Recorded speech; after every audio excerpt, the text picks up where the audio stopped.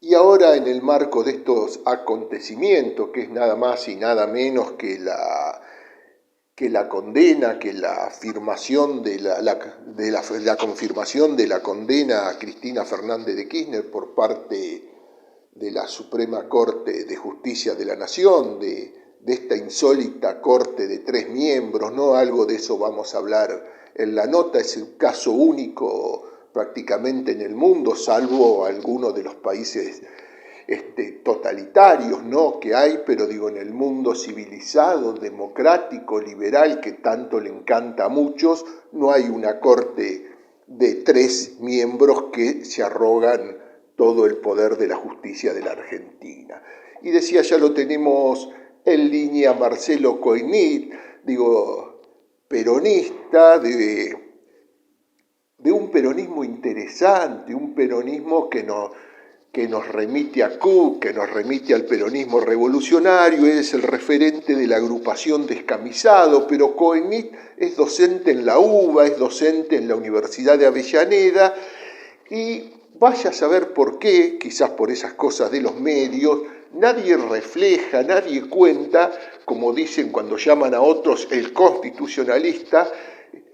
Marcelo Coenit es todo un especialista en derecho constitucional con libros escritos en la materia y él es uno de los fervientes admiradores desde la academia de lo que fue aquella constitución del 49 del general Perón. Ahora ya lo tenemos en línea y vamos a conversar con él. Marcelo Coenit, muy buenas tardes, gracias por estar en contacto con la 96.7 de La Plata. ¿Cómo te va, Marcelo? ¿Cómo andás? ¿Qué tal, Carlos? ¿Cómo te va? Bien, muy bien, gracias por atendernos. Disculpa, digo, que uno te saque de la rutina. Bueno, y arranco con vos, quiero hablar 3 cosas, digo, el hecho, desde lo jurídico, desde lo político, y también hablar de junio, porque este hecho ocurrió en junio, que es uno de esos meses de la historia peronista, de la tremenda persecución al peronismo. Pero te pregunto, ¿qué te pasó cuando al final se anunció lo que era una sentencia anunciada, ¿no?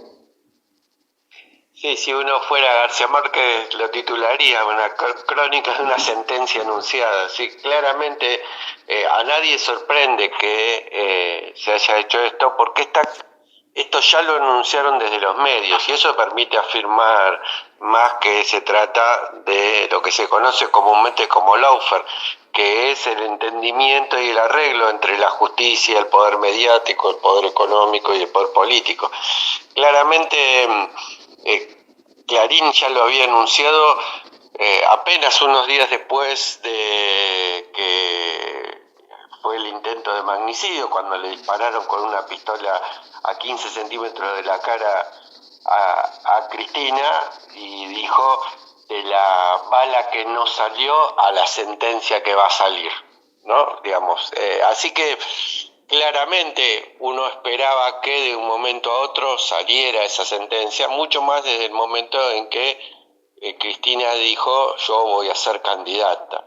Y hay algo que no se banca el sistema y hay algo que no se banca el poder en la Argentina, y es precisamente que los líderes le pongan el cuerpo a las cosas. Si Cristina quizás se hubiese quedado en su casa jugando con su nieta, esta sentencia no tendría por qué salir, ¿no? Por eso me parece que hay una clara intencionalidad de proscribir a Cristina, que, como vos bien decías, para el peronismo y sobre todo en el mes de junio, ya nos meteremos con ese tema en particular, pero digamos, en las persecuciones políticas, los intentos de acabar con la vida o de meterlos presos al peronismo y a los peronistas, no empezaron hoy, y seguramente no terminarán hoy, pero está claro que no han podido con el peronismo.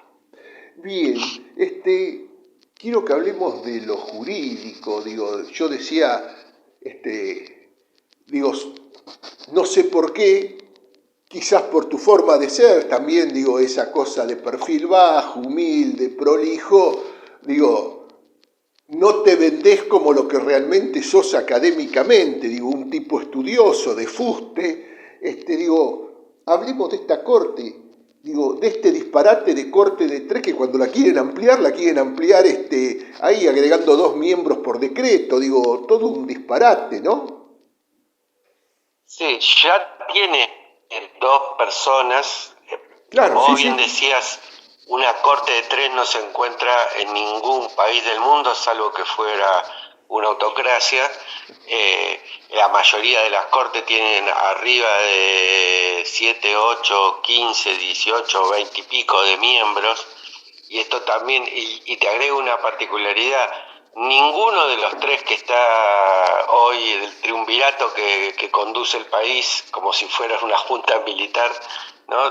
Recordemos que la junta militar también tenía esa misma cifra de personas, ¿no? Uno por la Armada, otro por la Fuerza Aérea y otro por la Marina, pero ninguno de esos tres, pongámosle que juristas, son especialistas en derecho penal y están decidiendo sobre la libertad de una persona en términos penales, ¿no? Es decir, Sí, claramente esto desde el punto de vista jurídico, ya la Constitución misma, pero recordemos también que dos de ellos aceptaron la barbaridad jurídica de ser designados por decreto. Después el Senado saneó esa designación, pero ellos aceptaban eso, ¿no? Aceptaban ser designados por decreto, en el caso de ambos, en los tiempos de Macri, lo cual ya nos habla de por un lado, de la catadura moral de estas personas, y pero por el otro lado también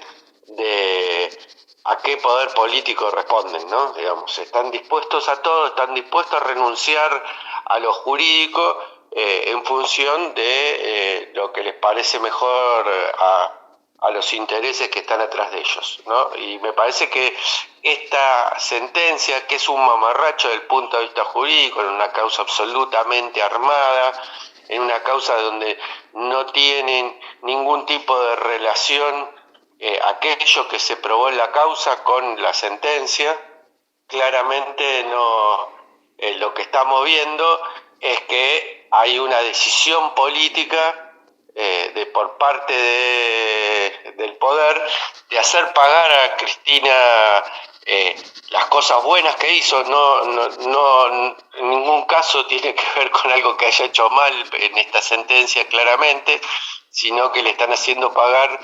el haberse atrevido con el poder, ¿no? Por eso me parece que desde el punto de vista estrictamente jurídico es realmente una cosa que va a sentar un precedente peligrosísimo, ¿no? Porque a todo aquel que se meta con los intereses del poder va a tener una espada colgando sobre su cabeza y que puede terminar preso, porque lo que está diciendo esa sentencia es que un presidente tiene que controlar, y si no es culpable, de todas las cosas que pasan en su presidencia. Y bien, eso es algo que es prácticamente imposible. bien. Y te pregunto esto desde lo jurídico, digo, teóricamente y prácticamente, si uno, el máximo tribunal argentino ya está, no le da cabida para, en principio, para ningún nueva presentación, ningún nuevo escrito, hay condena firme. Pero digo, te pregunto a vos, qué se puede hacer tanto en el orden nacional y o en el orden internacional, ¿no? Hay juristas que dicen que se pueden hacer algunas cuestiones. De hecho, mi amigo el juez el ex juez, perdón, Daniel Germanos, presentó ante la Justicia Federal de la provincia de Buenos Aires y sintiéndose damnificado en su derecho a poder votarla a Cristina, que ya había dicho que era candidata, una demanda para poder restablecer ese derecho a poder votarla. Yo creo que esa demanda lamentablemente no va a prosperar. Hay otros que hablan de recursos que impliquen la anulación. Yo creo realmente, ¿no?, que hoy y con esta justicia en la Argentina no hay recurso posible para esa sentencia. Los recursos que se pueden establecer en tribunales internacionales, y también sé que se está armando una causa en ese sentido, ¿no?, un caso para poder presentarse internacionalmente, son recursos nominales, son recursos más bien simbólicos, porque al ser Argentina un Estado soberano, no existe un poder judicial o una instancia judicial por sobre la instancia del Estado Nacional, cuya cúspide es la Corte Suprema. Así que para mí la única solución jurídica de esto es que haya un gobierno peronista y que ejerza uno de los derechos que tiene el Poder Ejecutivo, que es a dictar un indulto. Había algún rumor de eso, digo, yo no lo creo factible que Milei dicte un indulto, pero desde el destape había algún rumor de eso. Yo no sé si era a propósito, operación o realmente existió el rumor en la Rosada, ¿no? Mira, la verdad es que yo no puedo tener ningún tipo de esperanza con Milei, porque yo creo que este hecho se produce más allá de si tiene o no tiene responsabilidad Milei. Yo creo que la responsabilidad de este fallo trasciende a Milei y tiene más que ver con el poder real que con este monigote. Yo creo que esto es posible en el marco de una Argentina donde se vulneran derechos todos los días, donde se reprime a los jubilados una vez por semana, donde hay eso por parte del poder. Digo, me parece que este contexto es el contexto ideal para que sucedan estas cosas, así que yo no tengo ningún tipo de expectativa de que sea Javier Milei. Por eso hablaba de un próximo gobierno peronista que sea el que haga el indulto. Bien, y te pregunto, te llevo a lo político. Has estado en la sede del PJ, has estado en el Instituto Patria, digo, ¿cómo se ha movido Descamisados en estos días ante la noticia, ¿no? Ante el hecho más que la noticia. Sí, nosotros nos estuvimos movilizando en estos días tanto a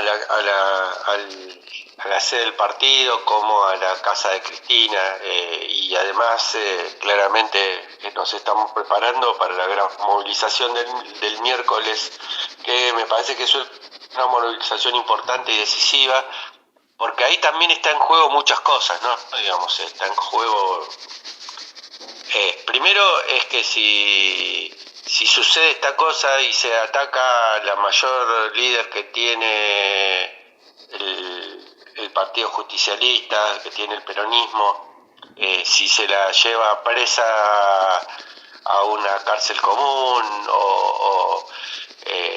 digamos, esta afrenta que los tipos se animaron a hacer, claramente tiene que tener un límite con la gente movilizada en la calle, ¿no? Y si nosotros el miércoles metemos 1 millón de personas, las condiciones claramente no son las mismas.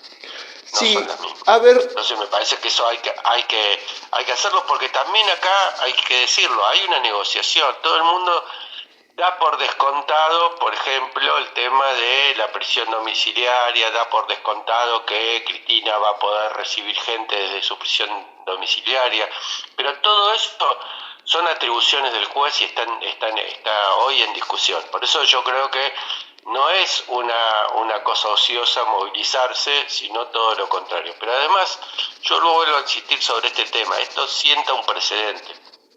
Esta judicialización de la política la tenemos que acabar, y la acabamos en la medida en que podamos demostrar que esto que están haciendo les puede salir como un tiro por la culata, que esto que están haciendo, que intentar disciplinar al pueblo, les va a salir mal, como les salió mal en el 55, en el 56, en cada vez que intentaron métodos de disciplinamiento popular, el pueblo demostró que está en condiciones de cambiar la historia y que la historia está en sus manos y no solamente la historia está en las instituciones. Bien, ¿sabés qué es lo loco de esto? Yo en un momento te iba a interrumpir, no lo hice cuando hablábamos de los 3 jueces, es que este disciplinamiento que vos decís se está haciendo con 2 jueces oriundos del peronismo y un juez oriundo del radicalismo y de la mejor tradición de Carlos Nino, con lo cual es impensable. Me refiero a este último caso a Rosenkrantz, era uno de los discípulos de Carlos Nino, y los otros dos, los cargos anteriores fueron por el Partido Justicialista. Mira, es cierto lo que vos decís, y también demuestra eso que el pertenecer o estar relacionado, tener cargos con una fuerza política, no te hace ni peronista ni radical. Quiero decir, uno puede entender que ahí hay un poder, por un lado, que trasciende a los individuos, y estos individuos terminan ahí, con mucha claridad, a partir de ser, ¿cómo fue que dijo Cristina? Bueno, eso que ella no quiere ser, estos aceptaron ser eso. Estos vendieron su alma al diablo con tal de estar en esos sillones. Así que me parece que hayan tenido, que hayan sido en algún momento vinculados con eso, no nos dice tanto de ellos como esta genuflexión frente al poder que asumen fuertemente. Y además hay una cosa más profunda, y por eso yo celebro que Cristina empezó a decir el tema de la reforma constitucional. El poder judicial es un poder en el cual no interviene la voluntad popular, y es un poder absolutamente corporativo. Bueno, hay que empezar a discutir eso. ¿Es posible un gobierno popular, un gobierno que defienda los intereses de las mayorías, un gobierno que defienda a los intereses de la Argentina con esta estructura del Poder Judicial? Ya no digo con esto, pero me sirve el ejemplo que vos decís. Mira, pero sin embargo, como la estructura es una estructura de poder en donde el pueblo no decide sobre ellos, se quedan en sus sillones prácticamente hasta que se mueran, porque ni siquiera respetan la cláusula de la Constitución que dice que tienen que renunciar a los 75 años, y además no tienen ningún tipo de renovación, su designación no tiene nada que ver con la voluntad popular, etcétera. Entonces me parece que nosotros en algún momento eso lo tenemos que cambiar. Y esto tiene que ser parte de la discusión política de Argentina de cara a en qué país queremos estar. Y ahí está la experiencia interesantísima que está haciendo hoy México, que entendió eso que decía antes, que no con una estructura así no puede haber un gobierno popular, y está designando mediante el voto sus jueces. La experiencia de Bolivia, donde el tribunal que atiende a las cuestiones constitucionales es designado por el voto popular también. Hay muchas cosas por delante de cada. Y el tema de que hayan venido de esa historia nos demuestra que no es un problema de individuos, sino que es un problema de la estructura. Bien, che, ahí por estas horas lo que están diciendo es, si no le dan la domiciliaria hacemos la marcha. ¿No habría que hacer la marcha sí o sí, acompañarla ese día a tribunales? La marcha se hace, yo no le pongo ningún condicional, ¿no? La marcha tiene que hacerse, porque la marcha no es solamente por las condiciones de la prisión domiciliaria. La marcha es por un montón de cosas. Está claro que si no le da la condición, la marcha va a ser en otros términos, ¿no? Me parece que va a ser una marcha con el cuchillo entre los dientes, me parece que va a ser una marcha áspera, si no llega a dar la condicional. La condicional no, digo, la domiciliaria. La condicional no, Digo, la domiciliaria sería. Sí, condicional no, la domiciliaria. Sí, me confundí. No, por favor. Me parece que es eso, digamos, que hay que dar esa pelea, ¿no? Que la pelea del pueblo en la calle no tiene solamente que ver con la domiciliaria, incluso con las condiciones de la domiciliaria. Yo insisto con esto porque es el juez que tiene la atribución de dar la domiciliaria, no es que es automática, no es que todas las personas que tienen más de 70 años automáticamente tienen la domiciliaria. Últimamente muchos jueces vienen negando ese... Sí, es totalmente correcto lo que vos decís. O sea, queda librado al juez y después de los 70 años al detenido, al condenado, al reo, como lo quiera llamar, al preso, como diríamos en cualquier esquina, le dan o no le dan la posibilidad de ir detenido a su casa, ¿no? Digo, no es verdad que queda librado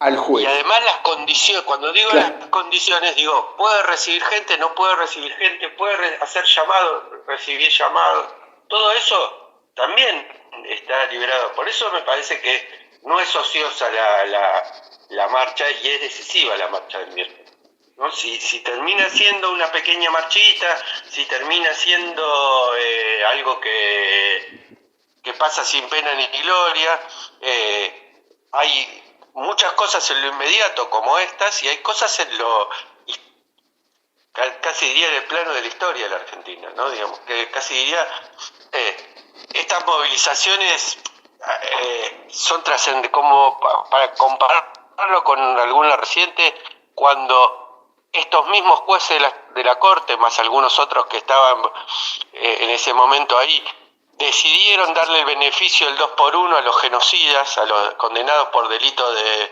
lesa humanidad. La movilización que hubo ese día no solamente fue una movilización coyuntural, fue una movilización histórica. No se frenaron los juicios, aún durante la etapa del macrismo, a los genocidas en función de esa marcha, que uno podría decir solamente tenía como objetivo dar vuelta al 2x1, pero fue mucho más trascendente.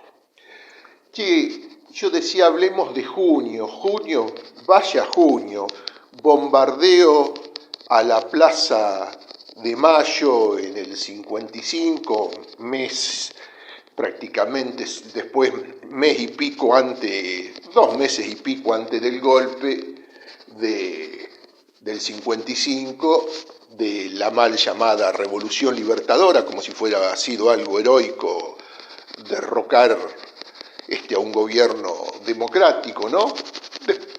Y después en el 56 los fusilamientos, ¿no? A aquellos que se levantaron contra la dictadura llamada Revolución Libertadora, ¿no?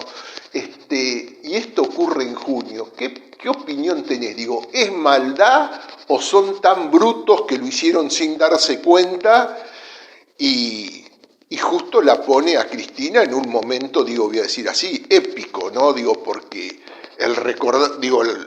cuando se recuerdan esas fechas, tiene dolor, pero también tiene épica, ¿no? Fundamentalmente la de los fusilamientos. Lo otro fue un hecho de una crueldad absoluta que es al día de hoy que no se sabe cuántas personas murieron ese día en el bombardeo a la plaza, ¿no? Mira, yo creo que ellos ignoran absolutamente la cuestión de la historia y por eso, como vos decís, nos regalaron en eso que el peronismo siempre le ha dado importancia, que es a su propia memoria histórica como fundante de un presente y como sentido, como construcción de sentido. Digo, claramente esos bombardeos del 16 de junio de 1955 fueron un antes y después en la Argentina. Hasta 1983 instalaron la violencia como forma de resolución de las contradicciones políticas. Imagínate si fueron importantes. Condicionaron la política de la Argentina durante décadas. Esos bombardeos a cielo abierto, ¿no? Porque recordemos que los aviadores de la Marina también con apoyo civil. Uno de ellos fue Zavala Ortiz, el dirigente Sí, sí, radical que dirigente después fue radical. canciller de Ilia, fue parte de esos bombardeos y lo que hicieron fueron 2 tandas, la primera con un intento de magnicidio y después de que fracasaron, que ya sabían que Perón estaba en el búnker que era inexpugnable, no solamente tiraron bombas sobre la Casa Rosada, sino sobre toda la Plaza de Mayo, que se empezaba a congregar un montón de gente, y las imágenes son terribles. Yo siempre cuento a mis estudiantes cuando refiero a este tema, es que eso fue de alguna manera nuestro Guernica, ¿no? Todos recordamos el cuadro de Picasso, todo fragmentado en blanco, negro y grises, que recuerda el bombardeo de la Luftwaffe alemana al pueblo vasco de Guernica, y en ese que es de alguna manera un símbolo de toda la barbarie que se puede llegar y el despojo de la humanidad que se puede llegar en una guerra civil. Bueno, en el caso de la Argentina se tiraron un quilaje similar al quilaje que se tiró en ese pueblo de Guernica, y los muertos fueron comparables en un lado y en el otro, ¿no? Digamos, así que la gravedad es que fueron las propias fuerzas armadas de su país las que lo hicieron, ¿no? Exactamente, los otros eran los alemanes. Estos fueron los propios aviadores argentinos, y como bien vos dijiste, el caso paradigmático de Zavala Ortiz, que digámoslo así, después fue un gran canciller en el intento de recuperar Malvinas, pero fue uno de los asesinos de ese día, ¿no?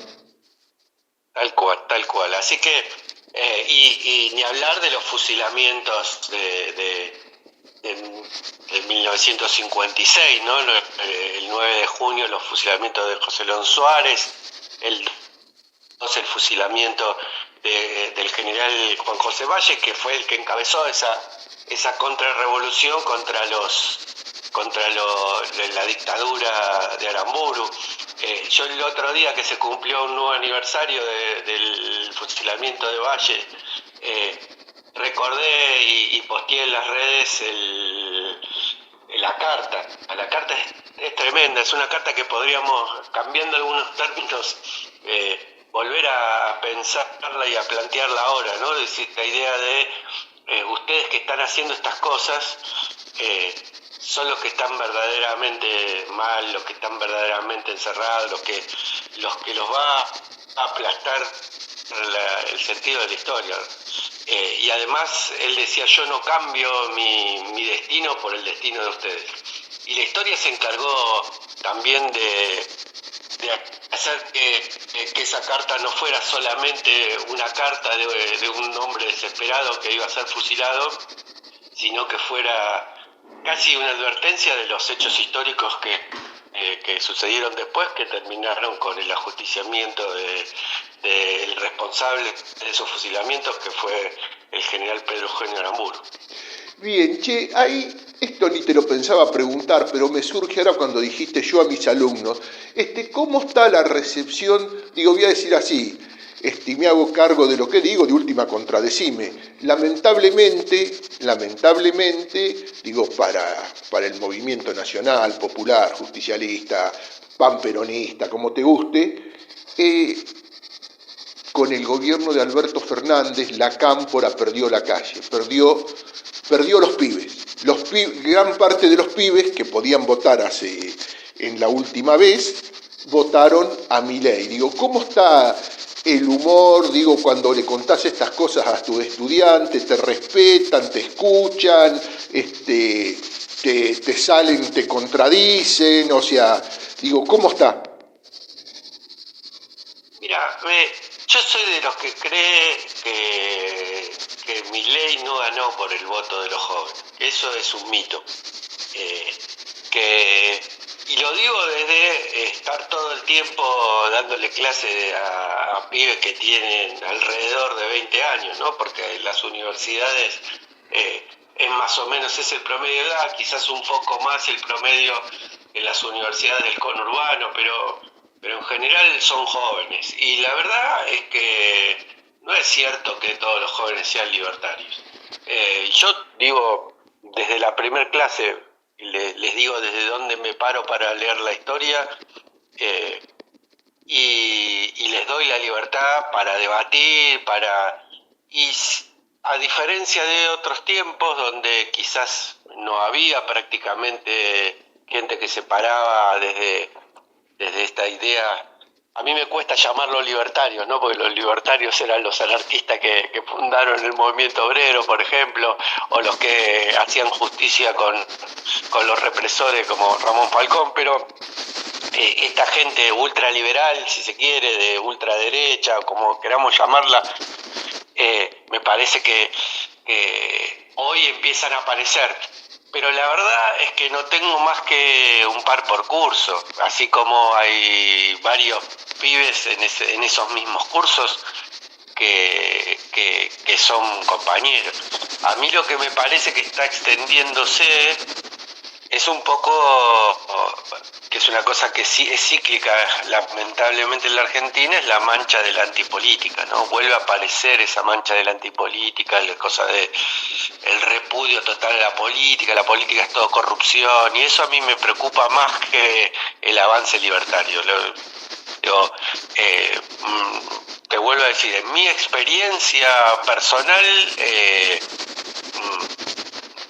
no es que mayoritariamente la juventud está en el antiperonismo o en defenderlo a Milei, porque además algunos callan, pero uno ve las caras también de cuando uno dice cosas, y entonces a mí me parece que no es tan así, y que así como es un fenómeno transversal en términos de clase, también el fenómeno de Milei es intergeneracional y no es solamente un problema de la juventud. Yo sí puedo acordar que hubo, a partir del gobierno de Alberto, y por lo deficiente que fue ese gobierno, una pérdida de la calle del peronismo. Pero no significa que esa pérdida de la calle haya sido que la gane el sector antiperonista. Yo recuerdo durante la etapa de Alberto que daba manija de las movilizaciones de la oposición, y yo en esa época estaba en el Congreso como diputado, y bajar del Congreso, caminar por entre medio de las movilizaciones y ver que eso que les daba manija a los medios eran apenas una veintena o una treintena de personas, ¿no? Digo, que parecía como que copaban la calle y era la nada misma. Yo creo que hoy el peronismo vuelve y si para esto sirve el tema del encarcelamiento de Cristina, vuelve a despertarse, vuelve a ponerse en funcionamiento ese músculo que parecía dormido, que es ganar la calle. El peronismo siempre fue heterogéneo, siempre, voy a decir así, tuvo su ala izquierda, su ala derecha, bueno, en los 70, no vamos a entrar porque si no vamos a estar 2 horas, pasó lo que pasó, esas dos alas se enfrentaron a muerte y después vino la dictadura, pero ¿cómo ves esto de esta foto del PJ donde estaba desde Massa a Moreno? ¿Cómo ves, bueno, esa aparición de Quintela, que después la explicaron, ¿cómo ves esta foto diría unidad en el 99% o en el 98%? Ese día faltó un representante del gobernador Kicillof. Varias cosas. A ver. Una vez paso un par de chivos, ¿no? Sí, dale. El último libro que escribí se llama ¿Qué es el peronismo? Y yo trato de explicar al peronismo sin recurrir a las categorías de derecha e izquierda, que me parece que a veces no sirven del todo para entender el peronismo. Y creo que esa heterogeneidad del peronismo, el peronismo siempre es una gran disputa de sentido. en torno a fundamentalmente a sus banderas históricas, que son la soberanía política, la independencia económica y la justicia social.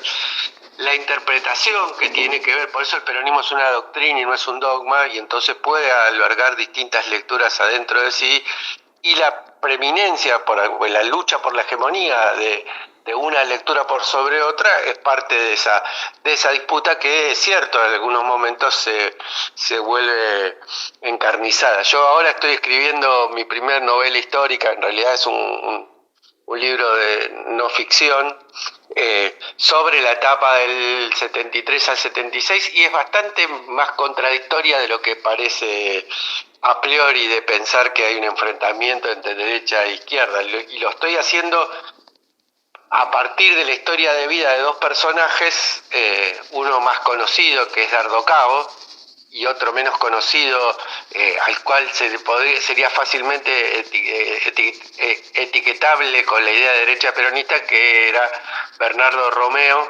Bernardo era el goleador de San Lorenzo. Felipe Romeo, que fue el que dirigía la revista El Caudillo, que era algo así como el órgano oficial de la AAA. Claro, sí.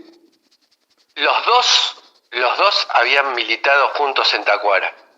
Es decir, partieron de una misma base y fueron para el lado diametralmente opuesto, pero habían militado juntos. Si el peronismo fuera tan claro, acá queda la derecha y acá queda de la izquierda, jamás se hubieran cruzado esos caminos. Es decir, claramente es difícil aplicar las categorías de pensamiento europeos a entender la lógica del peronismo. Te hice una introducción demasiado grande para la pregunta, pero a mí me parece que está bueno que el peronismo se demuestre unido en torno a la persecución y el intento y la proscripción, ¿no? Ya no es un intento, es una realidad, de Cristina Fernández de Kirchner. Me parece que todos los sectores en este sentido, realmente no he escuchado a nadie del peronismo que diga está muy bien, que la metan presa, que no, realmente no escucha a nadie.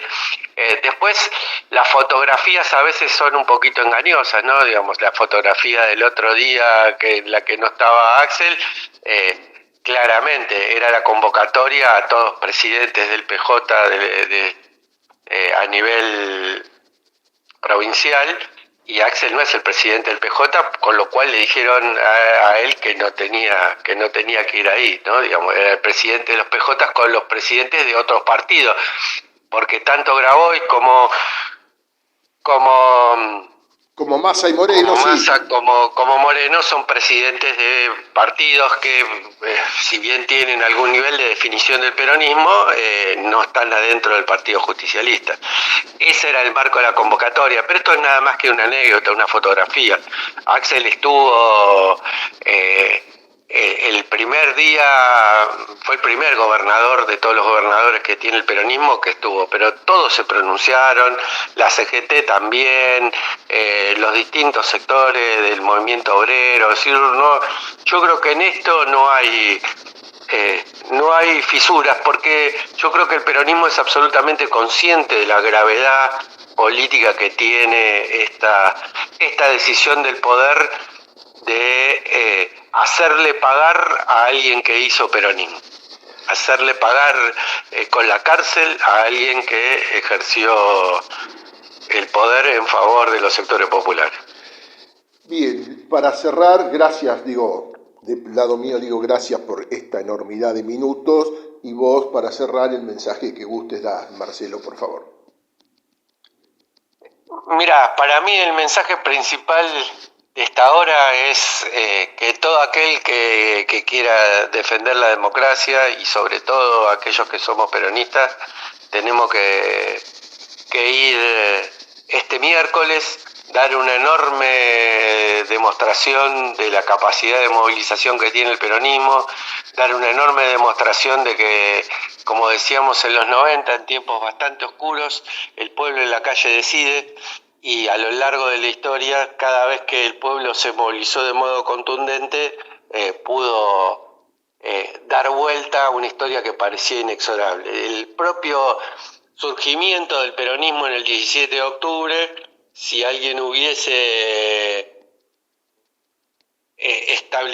leído la coyuntura en términos de correlación de fuerza, hubiese dicho que Perón terminaba preso y que iba a haber que iba a haber una continuidad del régimen político conservador. Bueno, insisto, el pueblo en la calle decida, y la capacidad que tengamos para movilizarnos este miércoles va a ser determinante de los sucesos que van a venir de acá para adelante en la Argentina. Marcelo Coenín, muchísimas gracias por pasar por No es lo que parece acá en Radio Pop La Plata. Gracias por atendernos. Abrazo.